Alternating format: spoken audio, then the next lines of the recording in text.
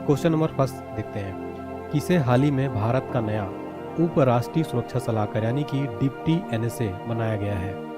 तो हाल ही में भारत का नया डिप्टी NSA जो बनाया गया है उनका नाम है टीवी रविचंद्रन। टीवी रविचंद्रन को हाल ही में भारत का नया उप राष्ट्रीय सुरक्षा सलाहकार बनाया गया है। यहाँ पर उप राष्ट्रीय सुरक्षा सलाहकार की बात हो रही है। आप एक पॉइंट नोट कर लीजिएगा, वर्तमान में भारत के राष्ट्रीय सुरक्षा सलाहकार यानी कि NSA कौन हो जाएंगे? NSA हैं अजीत डोभाल। इनको लगातार साथियों फिर से मोदी सरकार में दोबारा से राष्ट्रीय सुरक्षा सलाहकार बना दिया गया है। पहली बार इनको 2014 में जो है बनाया गया था, अब फिर से जो है इनको बना दिया गया है। और इसके अलावा अतिरिक्त सुरक्षा सलाहकार की भी नियुक्ति की गई है, उनका नाम है राजेंद्र खन्ना। आपको बता दें कि जो राष्ट्रीय सुरक्षा सलाहकार होता है वो भारत की राष्ट्रीय सुरक्षा परिषद के वरिष्ठ अधिकारी होते हैं और राष्ट्रीय सुरक्षा नीति और अंतर्राष्ट्रीय मामलों पर भारत के प्रधानमंत्री के जो है मुख्य एडवाइजर होते हैं, चीफ सलाहकार होते हैं। एग्जाम में क्वेश्चन पूछा जाता है कि भारत के पहले NSA कौन थे, यानी कि भारत के पहले राष्ट्रीय सुरक्षा सलाहकार कौन थे? नाम याद रखिएगा, ब्रजेश मिश्रा जो है ये भारत के पहले NSA थे। तो ये सारे पॉइंट आपको नोट कर लेना है, वेरी इंपॉर्टेंट। इसी तरीके से मैं आपको हर क्वेश्चन इफेक्ट बताने वाला हूँ। नेक्स्ट क्वेश्चन देखिएगा, देश के सबसे बड़े सरकारी bank state bank of India यानी कि SBI का नया चेयरमैन कौन बनाए जाएंगे? SBI के नए चेयरमैन होंगे चल्ला श्रीनिवासुलु शेट्टी, यानी कि ऑप्शन नंबर ए सही जवाब हो जाएगा। चल्ला श्रीनिवासुलु शेट्टी को SBI यानी स्टेट बैंक ऑफ इंडिया का नया चेयरमैन बनाया जाएगा। देखिए डिटेल में समझते हैं। तो देश के सबसे बड़े सरकारी bank state bank of India यानी SBI का नया चेयरमैन का चुनाव होने वाला है और बैंक के वर्तमान चेयरमैन दिनेश खारा 28 अगस्त 2024 को रिटायर होने वाले हैं और वो 63 साल के हो जाएंगे, जो SBI चेयरमैन पद के लिए उम्र की उच्चतम सीमा है।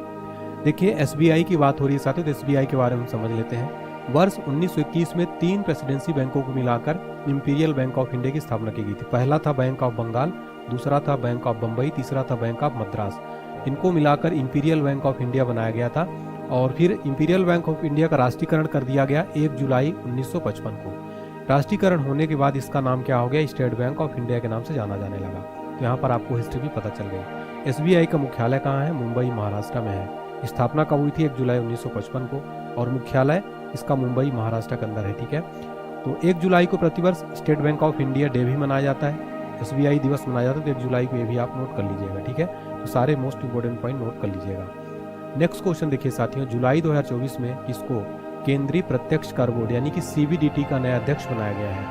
तो CBDT के जो नए अध्यक्ष बनाए गए हैं साथियों, उनका नाम है Ravi Agarwal. Option number C यहाँ पर सही जवाब हो जाएगा। रवि अग्रवाल जो है CBDT के नए अध्यक्ष होने वाले हैं। बात यहाँ पर हो रही है तो ये नितिन गुप्ता का स्थान लेंगे, आप इनको नोट कर लीजिएगा। और रवि अग्रवाल जून 2025 तक CBDT के प्रमुख रहने वाले हैं, यानी कि अगले साल तक होने वाले हैं। तो आप इनका नाम नोट कर लीजिए, आने वाले एग्जाम से जरूर बस पूछा जाएगा। CBDT की बात हो रही है तो CBDT का नेतृत्व एक चेयरमैन करता है तथा इसमें 6 सदस्य हो सकते हैं जो विशेष सचिव स्तर के होते हैं। CBDT का फुल फॉर्म याद रखिए, central board of direct taxes. और ये आप देख सकते हैं CBDT का लोगो। CBDT की स्थापना कब हुई थी? 1 जनवरी 1964 को। इसका हेडक्वार्टर नई दिल्ली के अंदर स्थित है। चलिए नेक्स्ट क्वेश्चन हमारा है साथियों, हाल ही में किसे भारतीय थल सेना का नया उप प्रमुख यानी कि वाइस चीफ बनाया गया है? तो भारतीय थल सेना का जो नया प्रमुख बनाया गया है NS राजा सुब्रमणी, यानी कि ऑप्शन नंबर ए सही जवाब हो जाएगा। NS राजा सुब्रमणी को भारतीय थल सेना का नया उप प्रमुख बनाया गया है। यहाँ पर भारतीय थल सेना की बात हो रही तो हम पूरे डिटेल देखेंगे। लेफ्टिनेंट जनरल उपेंद्र द्विवेदी का स्थान लेंगे, जो भारत के नए थल सेना के प्रमुख हो गए उपेंद्र द्विवेदी। और सेना के उप प्रमुख भारतीय सशस्त्र बलों के एक वैधानिक पद है और 3 स्टार लेफ्टिनेंट जनरल द्वारा संभाला जाता है। एक फोटो में देख सकते हैं यहाँ पर आप। ठीक है, ये 3 स्टार जो है इनके वर्दी में आप देख सकते हैं। साथियों इसी बात पर एक कमेंट में आप सभी लोग, भारतीय थल सेना की बात हो रही है तो सभी बच्चे जय हिंद जरूर कमेंट में लिख देंगे और वीडियो को लाइक कर दीजिएगा। साथियों काफ़ी मेहनत लगती है। थल सेना के बारे में डिटेल में हम देखने वाले हैं, काफ़ी इंपॉर्टेंट वीडियो होने वाला है ये। अभी तक का सबसे बेस्ट वीडियो होगा यूट्यूब पर। आपको एक एक पॉइंट समझाऊंगा। थल सेना की स्थापना कब हुई थी? 1 अप्रैल 1895 को। मुख्यालय कहाँ? नई दिल्ली में है। इसका जो आदर्श वाक्य है क्या है? सर्विस बिफोर सेल्फ, स्वपूर्व सेवा। और ये है इंडियन आर्मी का लोगो। प्रतिवर्ष सेना दिवस मनाया जाता है 15 जनवरी को। अब देखिए डिटेल समझते हैं। भारत का जो राष्ट्रपति होता है थल सेना का प्रधान सेनापति होता है और भारत का राष्ट्रपति तीनों सेनाओं का साथियों, तीनों सेनाओं का क्या होता है? प्रधान सेनापति होता है। और सेना प्रमुख बनने वाले पहले भारतीय फील्ड मार्शल कौन थे? KM करियप्पा थे। वेरी इंपॉर्टेंट क्वेश्चन है। आपको बता दें 15 जनवरी 1949 को सेना प्रमुख बने और इस ऐतिहासिक अवसर को चिन्हित करने के लिए हर साल 15 जनवरी को भारत में सेना दिवस मनाया जाता है। और भारतीय सेना जो है चीन के बाद दुनिया की दूसरी सबसे बड़ी सेना है सेना में 6 ऑपरेशनल कमान और 1 प्रशिक्षण कमान है। एग्जाम में प्रशिक्षण कमान का मुख्यालय पूछता है। इसका मुख्यालय शिमला, जो कि हिमाचल प्रदेश में आता है, यहाँ पर स्थित है। तो साथियों, हमने एक एक पॉइंट डिस्कस किया, ऐसा आपको बहुत ही कम देखने को मिलेगा। नेक्स्ट क्वेश्चन देखिए साथियों, हमारा अगला क्वेश्चन है, उत्तरी अटलांटिक संधि संगठन यानी नाटो के अगले महासचिव कौन बनेंगे? तो नाटो के जो नए महासचिव बनाए गए हैं उनका नाम है मार्क रूट। मार्क रूट साथियों, ये नाटो के नए महासचिव होंगे। तो नाटो का फुल फॉर्म क्या होता है? North Atlantic Treaty Organization. Detail में अगर समझें, नीदरलैंड के प्रधानमंत्री मार्क रूट को अगला महासचिव नाटो को बनाया गया है और मार्क रूट नॉर्वे के वर्तमान महासचिव जेंस स्टोलनबर्ग का स्थान लेंगे। नाटो की बात हो रही, नाटो का फुल फॉर्म क्या है? North Atlantic Treaty Organization. यह है नाटो का लोगो। गठन हुआ था 4 अप्रैल 1949 को। नाटो का मुख्यालय कहाँ है? ब्रुसेल्स, बेल्जियम में है। वर्तमान में कितने सदस्य देश है? टोटल 32 सदस्य देश है। बात किया जाए अगर नाटो की, तो नाटो का जो महासचिव कार्यकाल है 4 वर्ष का होता है, उन्हें पुनः नियुक्त किया जा सकता है। जो स्टार्टिंग में जो नाटो का मुख्यालय था वो लंदन में था, लेकिन बाद में 1967 में इसको ब्रुसेल्स, बेल्जियम में स्थानांतरित कर दिया गया। फ्रेंड्स, एक पॉइंट नोट कर लीजिएगा, ब्रुसेल्स, बेल्जियम में इसका मुख्यालय। और एग्जाम में बार बार ये प्रश्न पूछा जाता है, नाटो का मुख्यालय कहाँ है? ब्रुसेल्स, बेल्जियम में। इसका फुल फॉर्म भी पूछ लेता है। साथियों, अगर आपको लग रहा है कि हमने मेहनत की है तो वीडियो को लाइक करके शेयर कर देंगे, और चैनल पर नए हैं चैनल को सब्सक्राइब जरूर कर लीजिएगा और साथ में बेल आइकन प्रेस कर दीजिएगा। नेक्स्ट है, राज्यसभा में सदन का नेता किसे नियुक्त किया गया है? तो अभी हाल ही में नियुक्ति हुई है। राज्यसभा में सदन के नेता बनाए गए हैं जगत प्रकाश नड्डा, यानी जेपी नड्डा जी जो है साथियों, ये सदन का नेता बनाया गया है। ठीक है, डिटेल में अगर समझे तो केंद्रीय मंत्री जेपी नड्डा को राज्यसभा में सदन का नेता नियुक्त किया गया है और वह पीयूष गोयल का स्थान लेंगे, जो महाराष्ट्र के उत्तरी मुंबई से लोकसभा सदस्य हैं। नड्डा को इस वर्ष फरवरी में भाजपा द्वारा गुजरात से राज्यसभा के लिए नामित किया गया था। जेपी नड्डा जी वर्तमान में भारत के कौन है? स्वास्थ्य मंत्री भी हैं और साथ ही साथ क्या है? बीजेपी के राष्ट्रीय अध्यक्ष भी हैं। ठीक है, तो अध्यक्ष भी हैं जेपी नड्डा। तो ये सारे पॉइंट भी आपको नोट कर लेना है। फिर हमारा नेक्स्ट क्वेश्चन है, प्रधानमंत्री के प्रधान सचिव के रूप में फिर से किसे नियुक्त किया गया है? तो प्रधानमंत्री के जो प्रधान सचिव फिर से बनाया गया उनका नाम है doctor Pramod Kumar Mishra. Short form इनका नाम है पीके मिश्रा। तो प्रमोद कुमार मिश्रा को प्रधान सचिव यानी कि चीफ सेक्रेटरी के रूप में फिर से बना दिया गया है। डिटेल में समझिए, प्रधानमंत्री का प्रधान सचिव भारत में एक राजनीतिक पद है और वह प्रधानमंत्री के प्रसाद पर्यंत अपने पद पर आसीन होता है। इसका मतलब क्या हो गया? उसे किसी भी समय प्रधानमंत्री द्वारा बर्खास्त किया जा सकता है। इसके अलावा यदि प्रधानमंत्री इस्तीफा देते हैं तो प्रधान सचिव को भी इस्तीफा देना पड़ता है। और डॉक्टर पीके मिश्रा को मोदी सरकार में कैबिनेट मंत्री का दर्जा दिया गया है। आपको बता दें कि डॉक्टर पीके मिश्रा प्रधानमंत्री के 13वें प्रधान सचिव हैं। प्रधानमंत्री भारत में प्रधानमंत्री का प्रधान सचिव पद कब सृजित किया गया था? इसका उत्तर हो जाएगा 1973 में इंदिरा गांधी सरकार द्वारा, और पीएन अक्सर भारत के प्रधानमंत्री के पहले प्रधान सचिव थे। साथियों, ऐसे फैक्ट बताऊं जो एग्जाम में पूछे जाते हैं और आपको यूट्यूब पर ऐसे फैक्ट कोई नहीं बताएगा। तो साथियों, मैंने इसमें काफ़ी मेहनत किया है, उम्मीद करता हूँ आपको क्लास पसंद आई होगी। किसे 18वीं लोकसभा का प्रोटेम स्पीकर बनाया गया है? करेक्ट आंसर हो जाएगा यहाँ पर option number B, Bhartruhari Mahtab. Bhartruhari Mahtab को 18वीं लोकसभा का प्रोटेम स्पीकर नियुक्त किया गया था। और भर्तृहरि महताब किस लोकसभा क्षेत्र का प्रतिनिधित्व करते हैं? तो कटक, ओडिशा से ये 7 बार के निर्वाचित सदस्य हैं। ये प्रोटेम स्पीकर क्या होता है साथियों? तो लोकसभा के नवनिर्वाचित सदस्य को शपथ दिलाना प्रोटेम स्पीकर का मुख्य कार्य होता है। इसके अलावा नवनिर्वाचित लोकसभा के नए अध्यक्ष और उपाध्यक्ष का चुनाव करवाना। और संविधान में प्रोटेम स्पीकर का जिक्र नहीं है, एक संसदीय परंपरा है।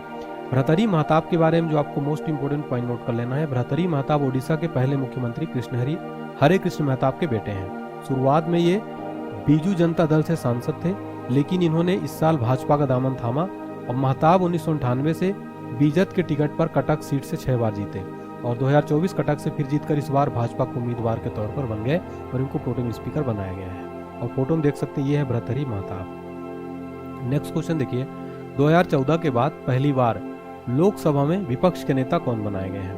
करेक्ट आंसर हो जाएगा option number C, Rahul Gandhi जो है साथियों, ये लोकसभा में विपक्ष के नेता पहली बार बनाए गए हैं। साथियों, लोकसभा में विपक्ष का नेता बनने के लिए किसी भी पार्टी को 55 सीट होना उसमें जरूरी है। तो कांग्रेस इस बार टोटल 99 सीट जीतकर विपक्ष की भूमिका निभाएगी।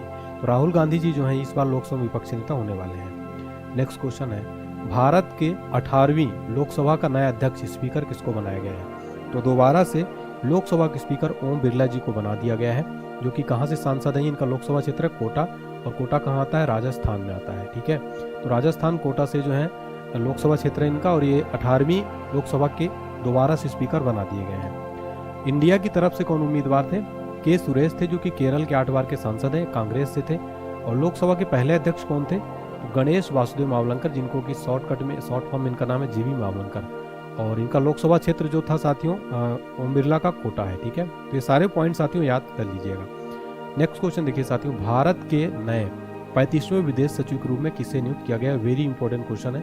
भारत के नए विदेश सचिव बनाए गए हैं। राइट आंसर हो जाएगा ऑप्शन नंबर बी, विक्रम मिस्त्री जो है भारत के 35वें विदेश सचिव के रूप में नियुक्त किया गया। तो ऑप्शन नंबर बी सही जवाब हो जाएगा। साथियों डिटेल में देखिए, भारत के विदेश सचिव के रूप में विक्रम मिस्त्री की नियुक्ति हुई है।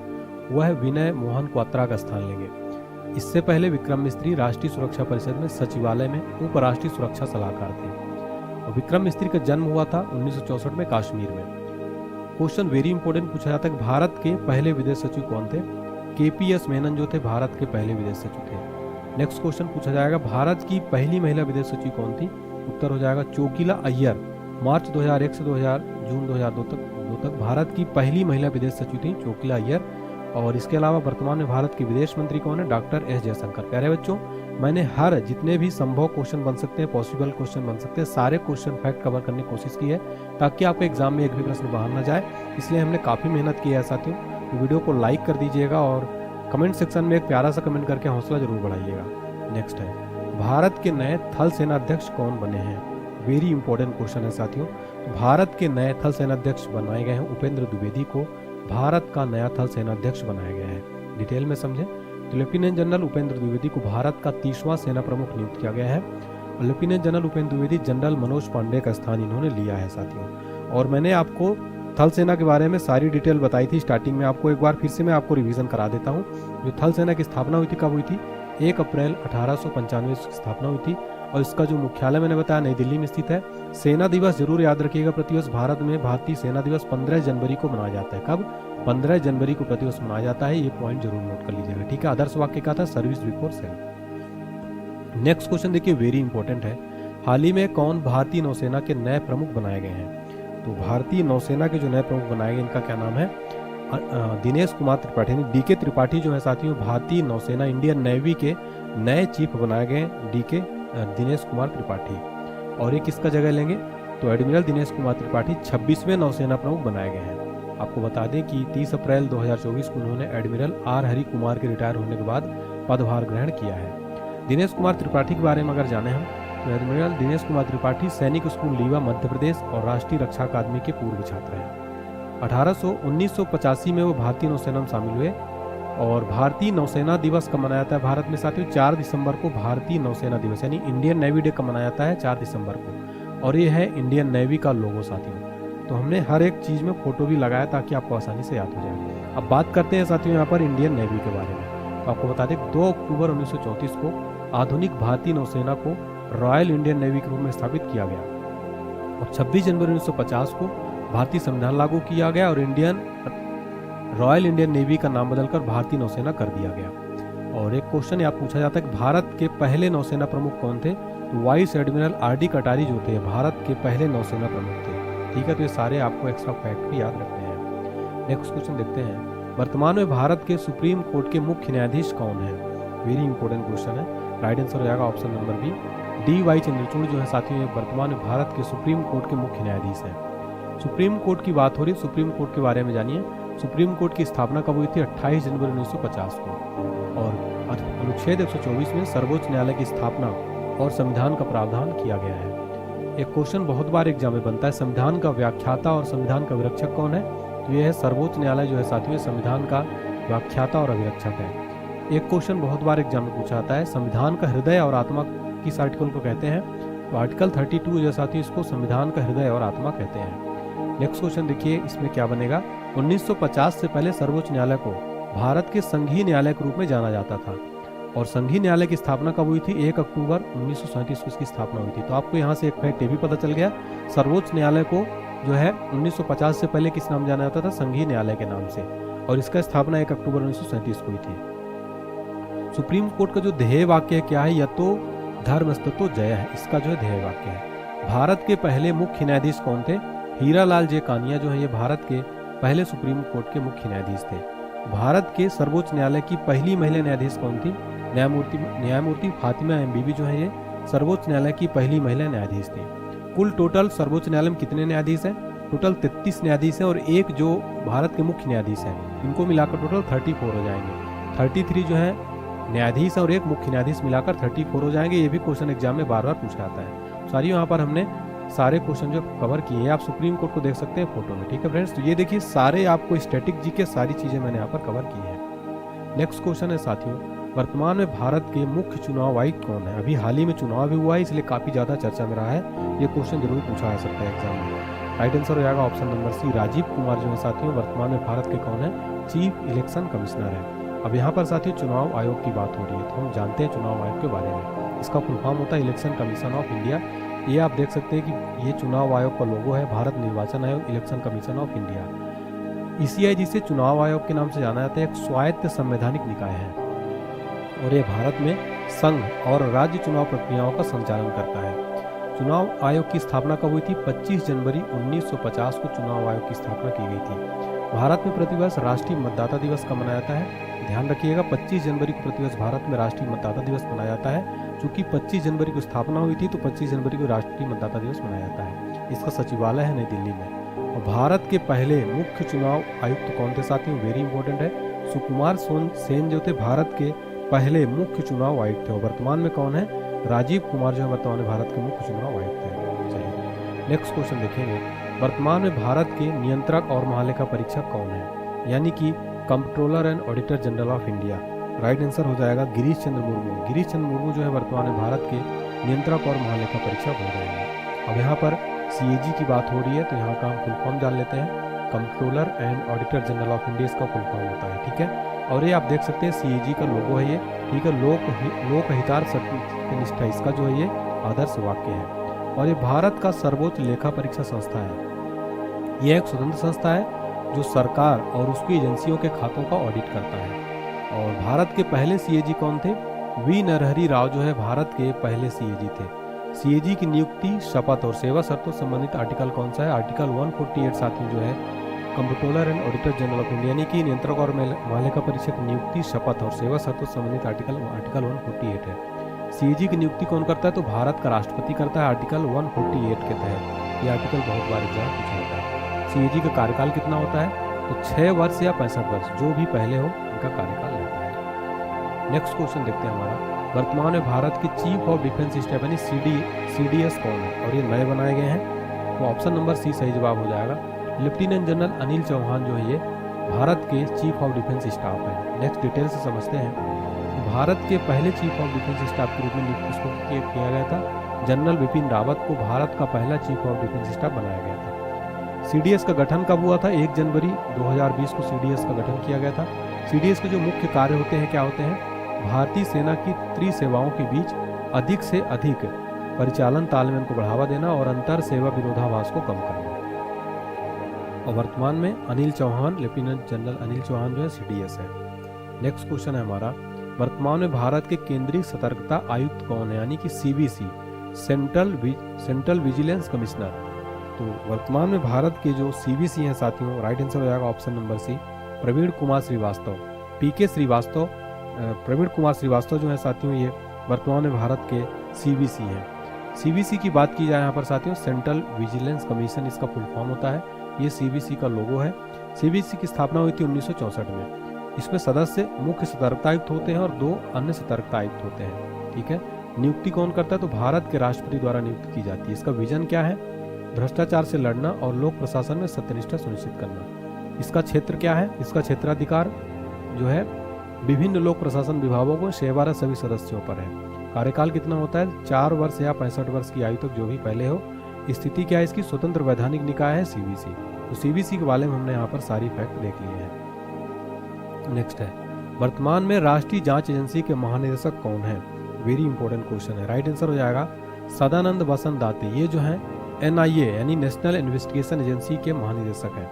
एनआईए राष्ट्रीय जांच एजेंसी इसका फुल फॉर्म होता है। इंग्लिश में फुल फॉर्म है नेशनल इन्वेस्टिगेशन एजेंसी। और ये भारत सरकार द्वारा आतंकवाद का मुकाबला करने के लिए स्थापित किया गया था। और मुंबई में जो हमला हुआ था 26/11 का, उसके बाद इस एजेंसी की आवश्यकता महसूस की गई थी। एनआईए के संस्थापक महानिदेशक कौन थे? राधा विनोद राजू जो है ये एनआईए के संस्थापक महानिदेशक थे। एनआईए की स्थापना कब हुई थी? 2008 में एनआईए की स्थापना हुई थी। इसका मुख्यालय कहाँ है? नई दिल्ली में इसका मुख्यालय स्थित है। नेक्स्ट क्वेश्चन है हमारा, राष्ट्रीय सुरक्षा गार्ड के वर्तमान महानिदेशक कौन है?